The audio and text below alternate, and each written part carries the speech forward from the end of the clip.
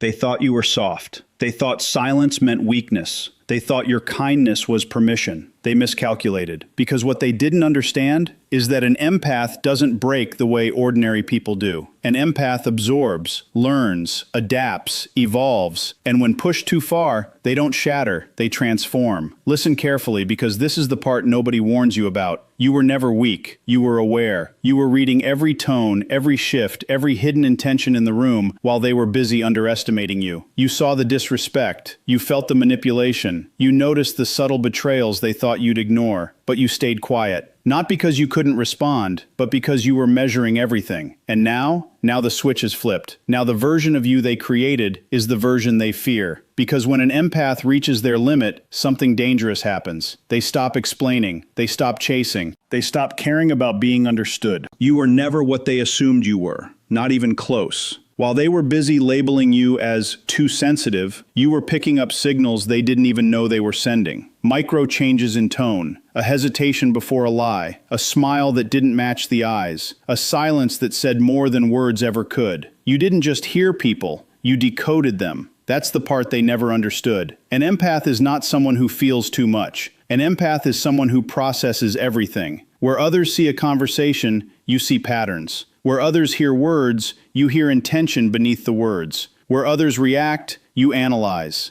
And you do it instantly, without effort, without recognition, without even realizing how advanced it really is. They thought you were quiet because you had nothing to say, but the truth is, you were saying everything internally. You were mapping personalities in real time. You were tracking inconsistencies in behavior. You were storing emotional data that others would forget within seconds. And while they underestimated you, you were building a psychological profile of them without ever announcing it. That's not sensitivity. That's perception at a level most people never develop. But here's where it gets even more misunderstood. Because you didn't use that ability to dominate people, you used it to understand them, to adjust, to maintain peace, to avoid conflict that you could already see coming long before it arrived. And that's where they made their mistake. They interpreted your restraint as inability. They interpreted your patience as lack of awareness. They interpreted your silence as absence of intelligence. But silence was never absence for you. Silence was processing. While they rushed to respond, you were still analyzing what was actually happening. While they escalated emotionally, you were reading the structure of their behavior. While they assumed control of the moment,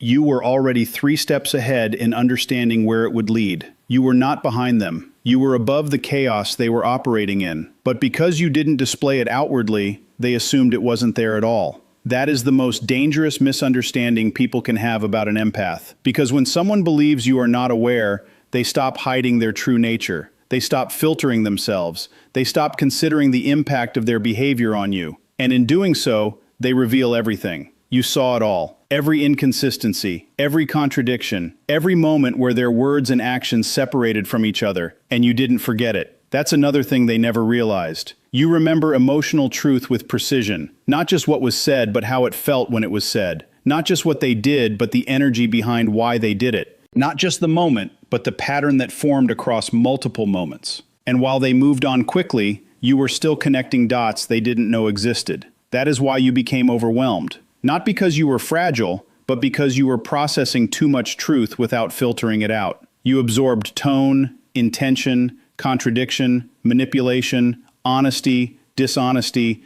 and emotional undercurrents all at once. And still, you tried to stay kind. Still, you tried to understand instead of react. Still, you gave space for people to explain themselves even when their behavior already explained everything. That is not weakness. That is discipline without recognition.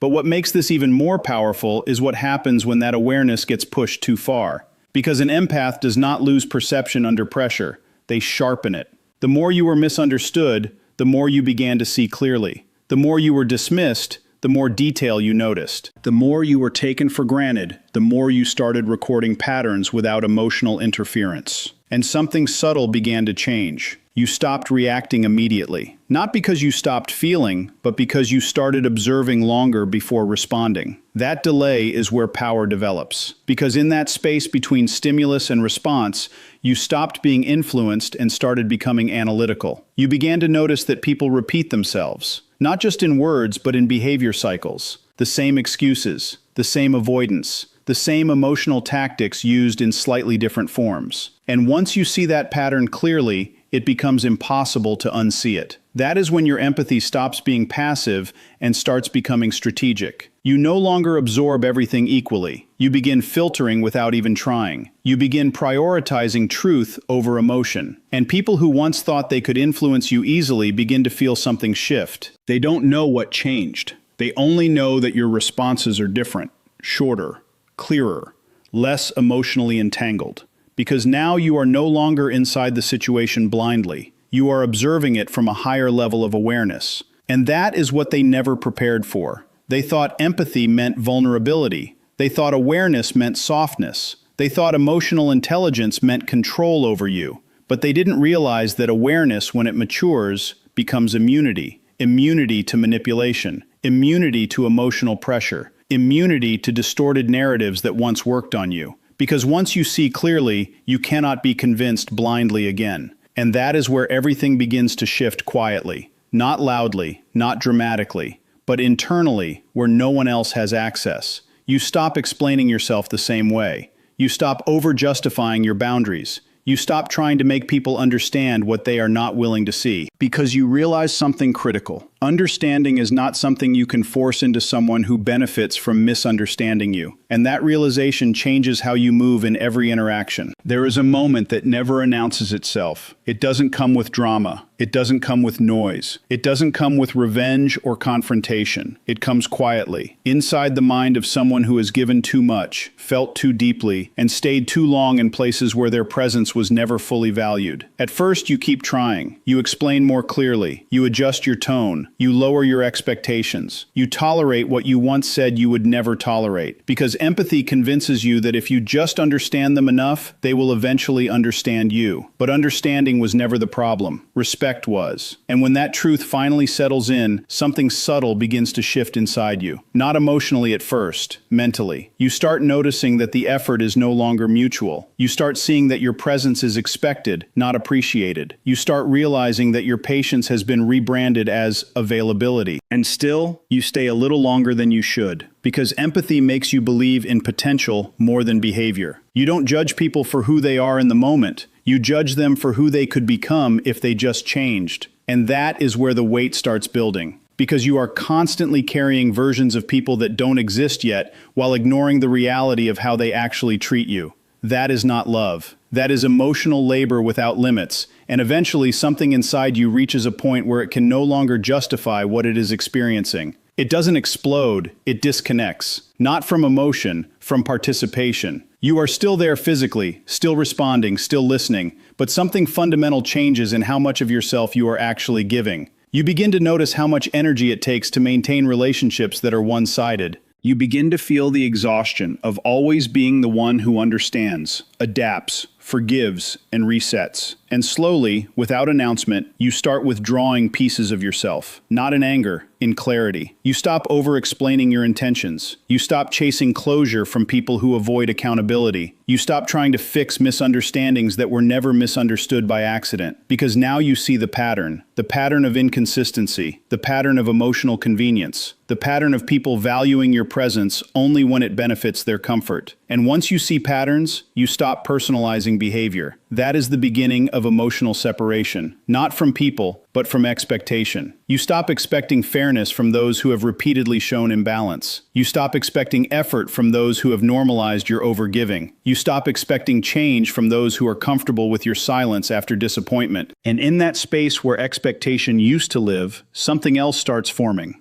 Distance. Not physical distance, internal distance. You are still in the room, but you are no longer emotionally reachable in the same way. You are still listening, but you are no longer absorbing everything as truth. You are still present, but you are no longer participating in emotional imbalance. That is where the transformation becomes visible from the outside. Because people who were used to accessing your reactions suddenly start noticing fewer reactions. People who were used to your explanations suddenly stop receiving long justifications. People who were used to your emotional availability suddenly feel a gap they cannot fill the same way. And they don't understand it immediately. They think something is wrong with you. They think you are becoming distant. They think you are changing in a way that needs correction. But what they are actually witnessing is the collapse of emotional overextension. You are no longer giving more than you receive. You are no longer absorbing consequences that were never yours. You are no longer holding responsibility for other people's inability to meet you halfway. And this is where the most important shift happens. You stop trying to maintain peace at the cost of your inner stability. Because earlier, peace meant avoiding conflict even when it hurt you internally. Now, peace means not participating in dynamics that require you to abandon yourself. That distinction changes everything. Because now, when someone disrespects your boundaries, you don't overthink your reaction. When someone repeats the same behavior that harms you, you don't reinterpret it with hope. When someone shows you inconsistency, you don't fill the gaps with imagination. You simply observe it for what it is, and act accordingly, not emotionally, functionally. You begin to realize that most emotional chaos was not created by events themselves, but by your participation in trying to fix events that were never yours to fix. And once you stop participating, the chaos stops following you the same way. That is why it feels like a shift in identity, because you are no longer the person who overextends to preserve connections that are already broken in practice. You are no longer the person who sacrifices clarity for emotional comfort. You are no longer the person who confuses attachment with responsibility. You become someone who can witness behavior without being pulled into it. And that is what makes people uncomfortable. Because emotional control in others removes access to you. They can no longer provoke automatic responses. They can no longer rely on guilt to override your boundaries. They can no longer assume your empathy will reset the damage every time. You still care. But care is no longer equal to access. That separation is what creates power. Not aggression, not dominance, not retaliation, but the ability to remain unchanged by what once controlled your emotional state. And in that state, you are no longer reacting to people as they behave in the moment. You are responding based on the pattern they have consistently shown over time. That is what turns emotional experience into strategic awareness. And once that level is reached, you stop trying to convince people of your worth. Because worth is no longer something you are negotiating. It becomes something you are enforcing through access, behavior, and presence.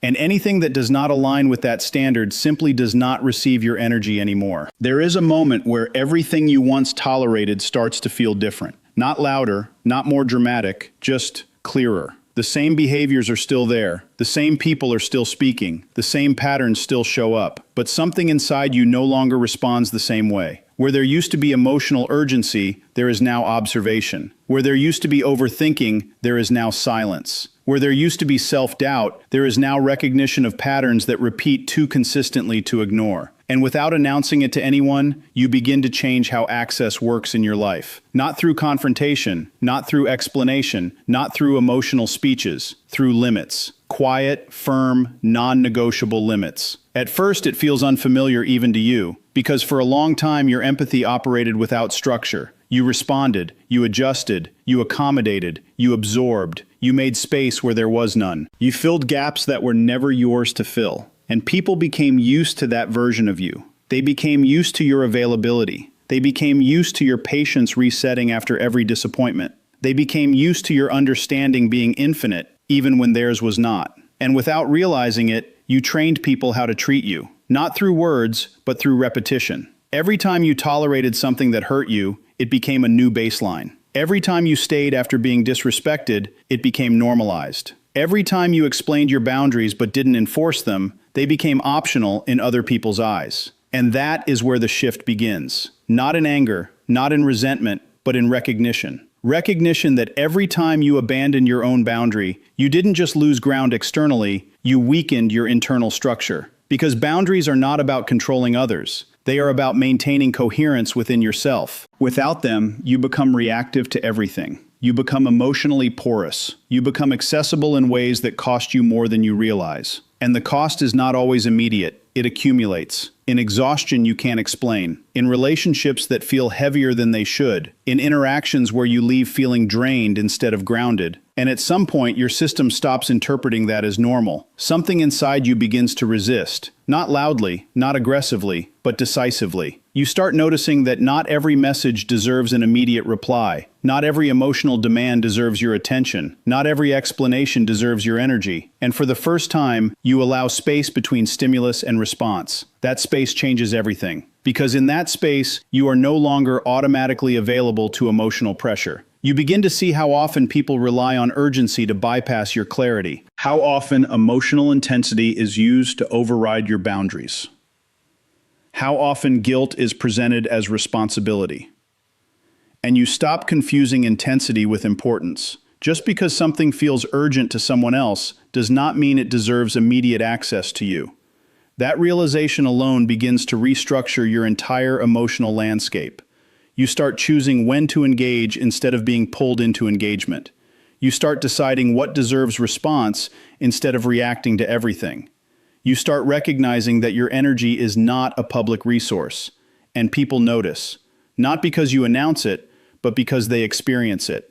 The version of you that used to be immediately accessible is no longer automatically available. And this creates confusion in the people who benefited from your lack of boundaries. They test it, subtly at first. A repeated request, a familiar emotional appeal, a situation designed to trigger your old response patterns. But something has changed. You no longer respond from obligation. You respond from alignment. And if something does not align, you simply do not engage in the same way anymore. This is where emotional control becomes visible, not in what you say, but in what you no longer react to. Because the strongest shift in a person is not when they become louder. It is when they stop being predictable in ways that benefited others at their own expense. And unpredictability to manipulation is what creates distance. People who were used to accessing your empathy freely begin to realize there are now conditions attached to your energy. Respect, consistency, mutuality. Without those, access is no longer automatic, and that changes the dynamic completely. Because now, instead of you adjusting to them, they must adjust to the reality that you are no longer available on demand. That realization is uncomfortable for those who were dependent on your emotional flexibility. But for you, it feels like stability returning. Because boundaries are not restriction of connection. They are protection of identity. They define where you end and where others begin. Without them, everything blends together until you can no longer distinguish your emotions from other people's expectations. With them, clarity returns. You begin to understand what is actually yours to carry and what was never yours at all. And this clarity makes emotional noise less powerful. People can still try to pull you into chaos, but you are no longer automatically inside it. People can still express urgency, but you are no longer obligated to treat everything as immediate crisis. People can still project expectations, but you no longer internalize them as requirements. There is a new distance in your awareness, not emotional numbness, not detachment from life, but precision in engagement.